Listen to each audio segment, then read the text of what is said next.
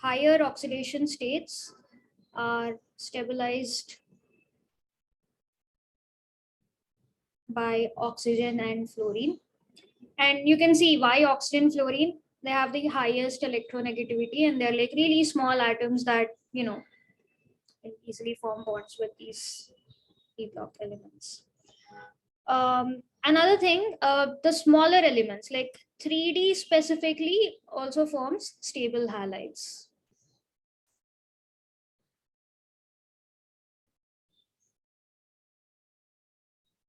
So for example, like case in point, you have titanium tetrachloride, like TiCl4 exists. So इसमें titanium exists in +4, its highest possible oxidation state, and it exists with chloride. Yeah, examples. Okay, more examples apart from permanganate and dichromate. Titanium के लिए you have TiX4, like Cl4 is an example. Br4I4 भी form होता है. हाँ. Can we take a?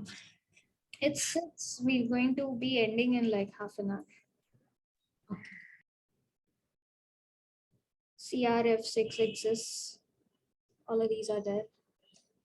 So manganese, apart from permanganate, you also have like permanganate is an ion जिसमें manganese exists in +7. If you were to look at a completely neutral compound, you have MnO3F. So the compound with highest oxidation state in the periodic table.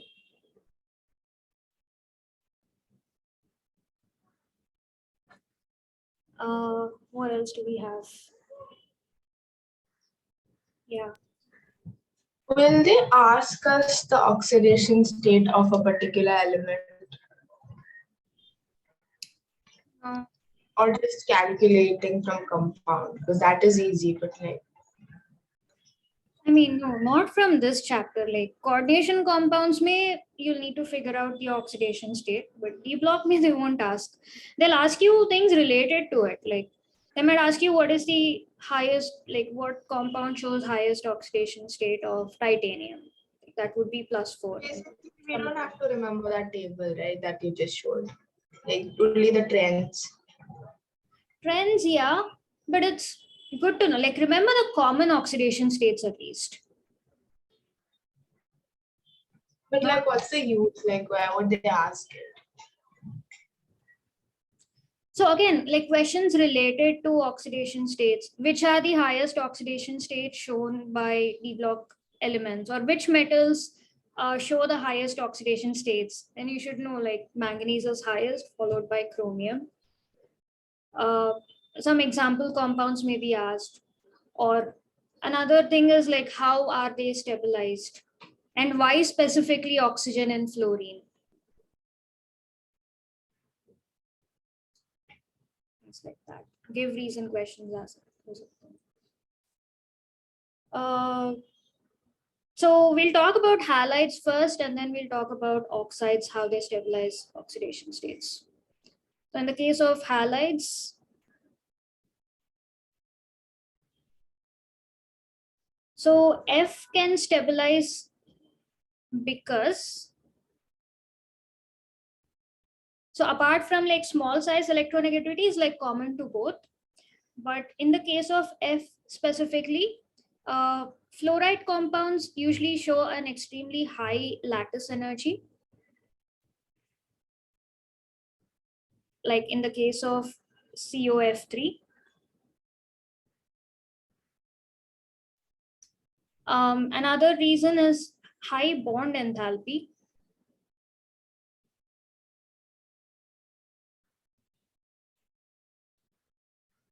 Like in the case of VF5 and CRF6. Octahedral structure, trigonal, bipyramidal, like the covalent bonds between them are literally quite high. Okay, so VF5 specifically, yeah, this is the case.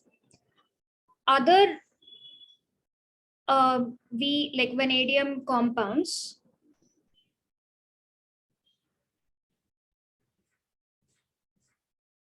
like they undergo hydrolysis. Like when you don't have fluoride ka stabilizing factors, like what happens is, like for example, if you have VCl5, this if you like, you can hydrolyze this to form VOCl3, and this further is oxidized to V2O5.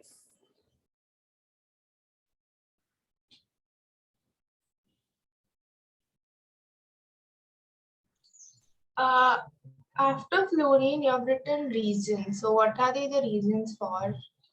Like reasons why fluorine is able to stabilize the high oxidation states. Oh, so this is for fluorine and then oxygen also. Yes. Oxygen ka baad mein, like we look at halides. So fluorine is able to stabilize the higher oxidation states. Other halides, not particularly. They will easily get hydrolyzed to form these other compounds. So here also you can see, end of the day, it's like going to V2O5 oxide.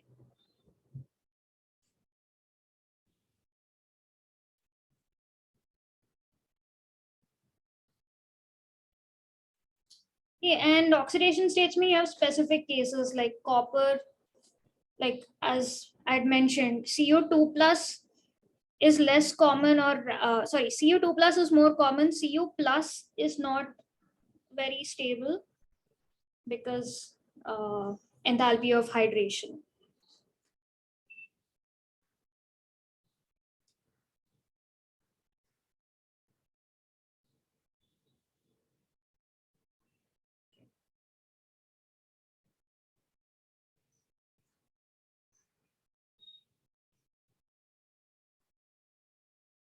So once you're done, we'll go on to oxides.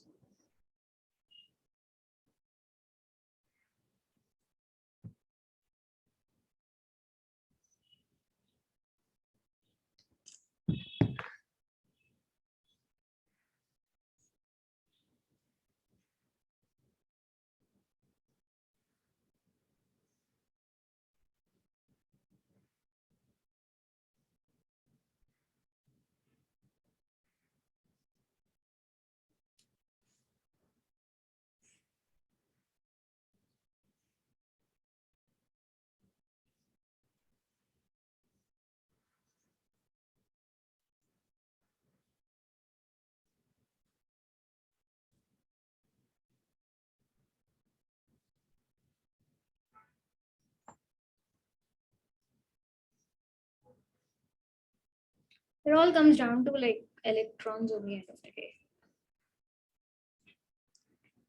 How much more are we going to do today?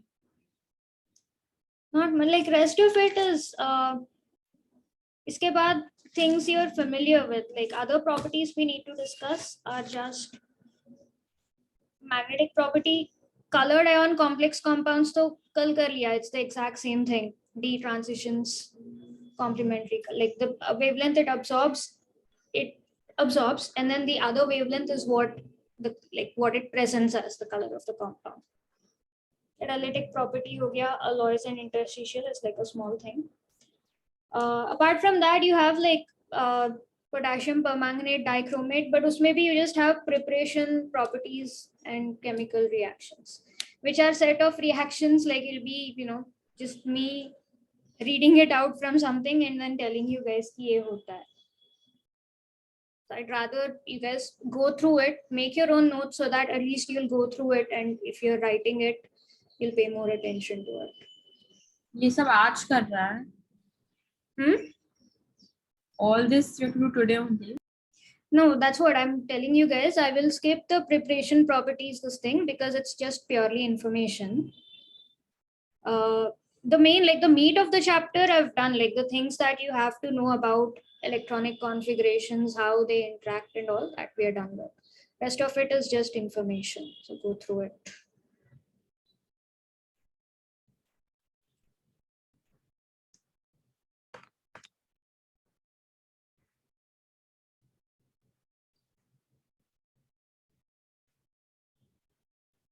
But oxides is the main thing.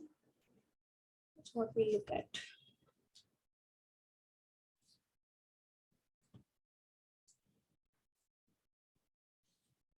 Oxides also is pretty much the same information only. I'll just be telling you guys the things that you don't know. That's it.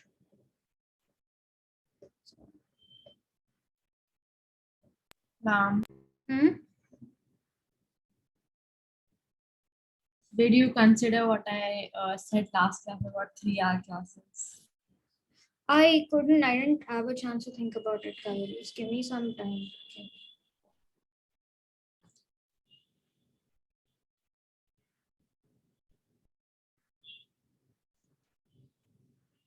Yeah. Smera, finished? Okay.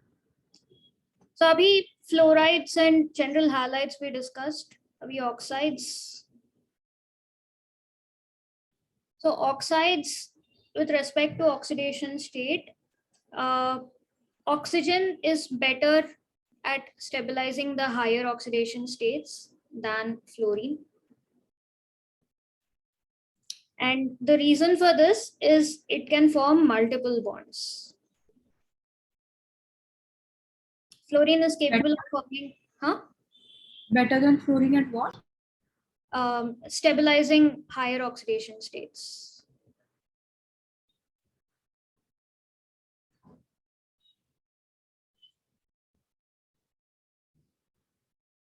So that's why reactions may in general compounds, like you end up finding compounds with oxygen more than with fluorine or other halides. So multiple bonds in the sense. So another, like you have another compound of manganese with oxygen, you have something called Mn2O7. जिसमें manganese का oxidation state is +7. So the structure of this compound is you have tetrahedral structure similar to MnO4 that I showed. You have an oxygen ka bridge.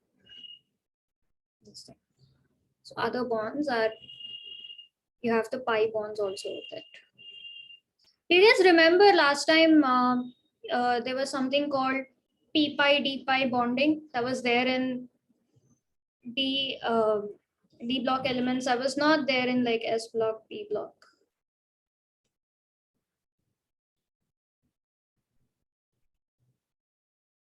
Do you recall? There's something called p pi d pi overlaps. Yeah. What we are talking about here. So d orbital of manganese and p orbital of oxygen, the pi bonds.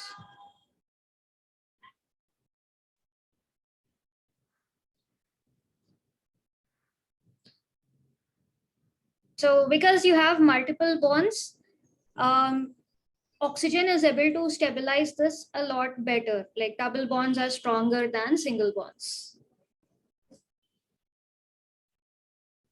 D pi overlaps.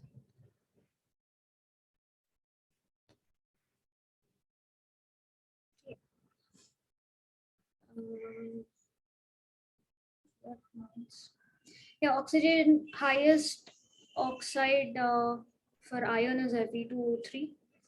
+4 hai, but like that decomposes. I don't get it. Oxocations. Okay, fun fact, like abhi tak, like the table was for 3D elements, right? The questions and all you'll get mainly for 3D elements only. But for your information, highest oxidation state ever is shown by osmium, OS, and that is +8.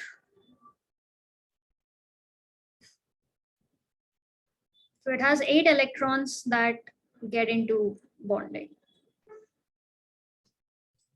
This is a D block element. Yeah. Let me see where osmium comes here. Sure.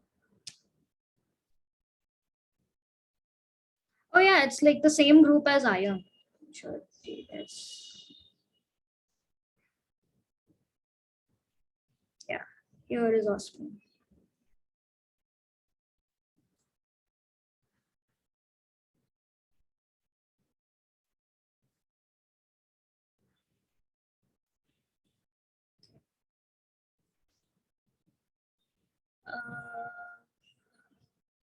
else do we have? Oxides is not there.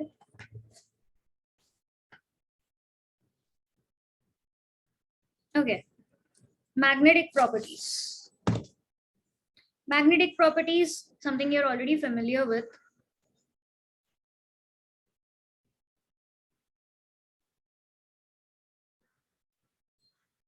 So do you guys remember the formula for magnetic moments?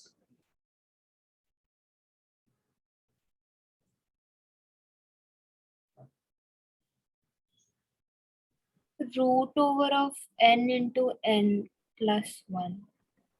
Plus 2. Okay. And plus 2. Bohr Where magnet. n is the number of unpaired electrons. Yes.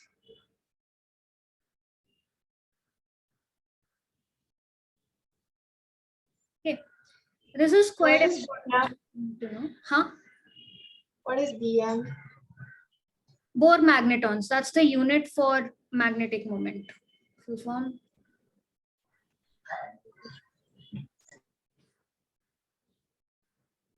Magnetons.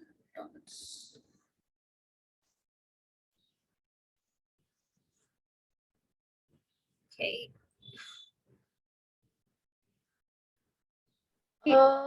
Shouldn't it be Mn? Mn2O7 structure. Yes, I forgot that N, did I? Oh, इधर लिखा है, इधर नहीं लिखा. Yeah.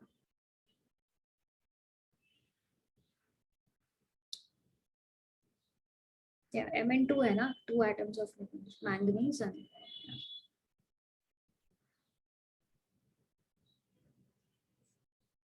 okay. So again, because of vacant or incompletely filled d orbitals, d block elements show magnetic properties, and that depends like what sort of magnetic properties will depend on their electronic configuration. So agar unpaired electrons hai, more is the number of unpaired electrons, more would be the magnetic moment. So in that case, they would be paramagnetic, and if it is 0, they'd be diamagnetic.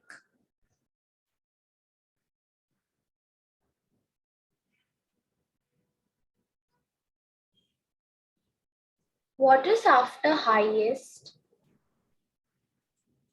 So the highest oxidation state is shown by OS.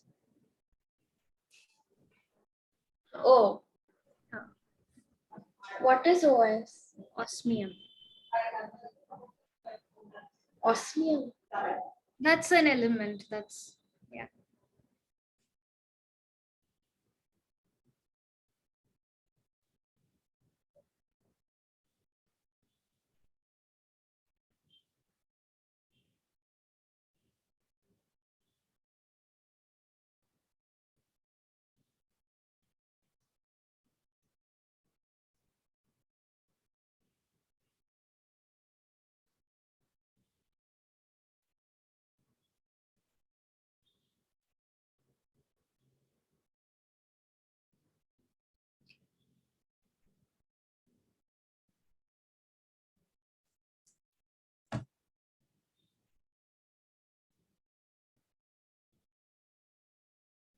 What's the unit again? Bohr? Bohr magneton. I'll write it clearly. Yeah. Bohr magneton. Yeah.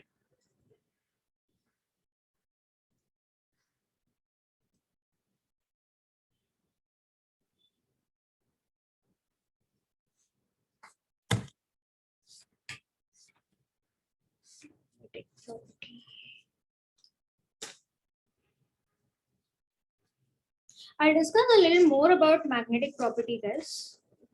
Till now, we've been discussing it at a very surface level.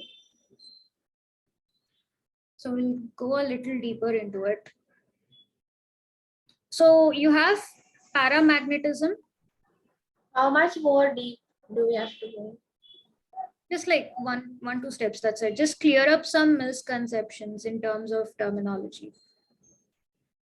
Diamagnetism And then you have ferromagnetism. The point is, like, when you put these substances, a paramagnetic, a diamagnetic, a ferromagnetic substance, in a magnetic field, in this case, it is attracted. In this case, it is repelled. And in this case, it is like paramagnetism, but on steroids. So this is strongly attracted. So this is what we see, like we see the effects of ferromagnetism. This is what happens in the case of iron when we see like magnets sticking to fridges and, you know, pulling on like smaller, easier to pull things and all of that. We can't perceive paramagnetism and diamagnetism.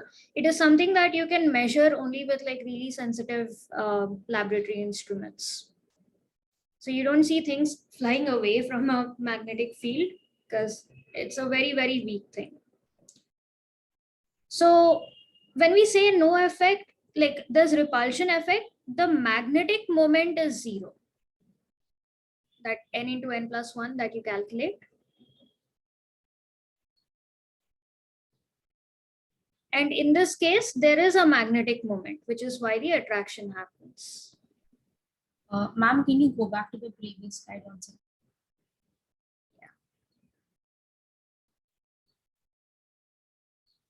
Miss, when you say wrote like paramagnetism attracted, what is attracted or what?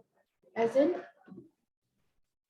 Okay, you guys are familiar with the fact that electric field is like can interact with a magnetic field. Like if you have electricity, current electricity, it produces a magnetic field. And Yeah. really, if you place electrostatic charges, it's going to get affected by a magnetic field, right? Because Yeah.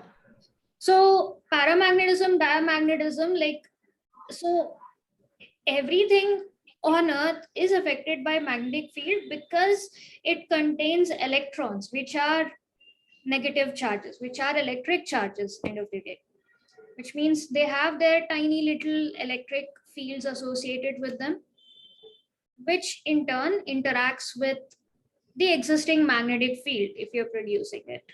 So that's the interaction we are talking about. Okay. Now, why in the case of But interaction with what? with a magnetic field, like when you produce a magnetic field, natural magnetic field. So as in if you have a paramagnetic, natural as in even if you have a paramagnetic substance SA, so then it will get attracted. To what but? Okay, magnetism is something that's like really mysterious. Even now, it's like no one can explain it completely. There's research going on. Just know that there is magnetic field, like the Earth has a magnetic field associated with it. Yeah. In laboratory, you can produce a magnetic field, right? Yeah. So attraction in the sense, like the electrons that are there, the unpaired electrons spin like they are spinning, they have a certain orientation, they're minding their own business, right? When they're placed in a magnetic field, they all align themselves like towards the magnetic field because they're attracted by the Yeah. Yeah. that is what is the interaction we are talking about. So that is attracted. If it's repelling like in diamagnetism, then So in diamagnetism, what happens is magnetic moment is 0. Like all the electrons are paired, and then like all the spin, you have plus half, minus half, they are cancelled out by each other. So it doesn't, like diamagnetic substances don't have their own magnetic moment.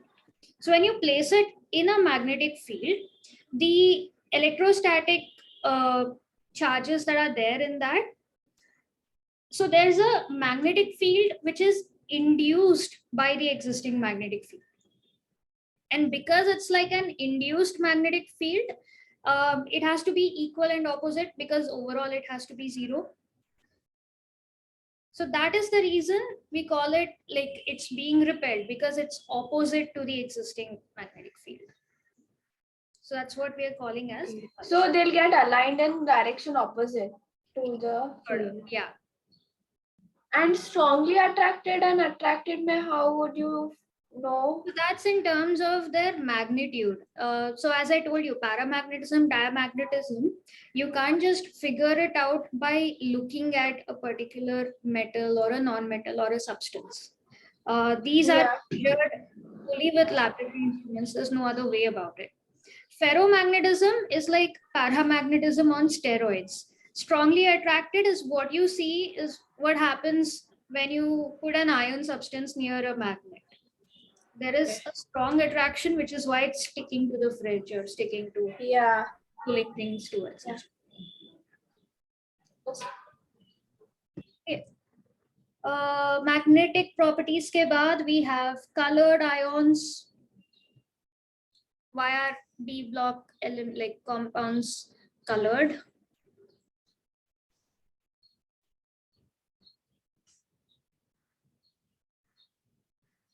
The explanation is same as what I had given yesterday. Yeah. DD transitions. Electron absorbs certain energy wavelength, goes to a higher orbital. Then we can see it as all the other colors that the complementary color to what it has absorbed. Complex compounds, again, because of vacant d orbitals and also the small size of the metal ions, like there's enough place for all the ligands to surround it, it's capable of forming complex compounds. High charge density. Then interstitial compounds, again, because D block elements are very, very comparable, like all their, like the atomic sizes and all, because they're comparable, they are capable of forming interstitial compounds. Interstitial simply means, so metals का एक lattice structure है ना, remember the fruit salad stand? Beach may take out an orange and put an apple in its place. So as long as the size matches, it doesn't really disturb the stability or the integrity of that whole structure. So that's kind of how interstitial compounds work. Like you have other atoms occupying the spaces in between them. And in fact, alloy formation also happens like similarly because they have similar properties with each other in terms of size and all of that. You can blend these metals together, like alnico is one, brass, bronze, all these structures. Alloy formation is possible because that's like special to D block elements.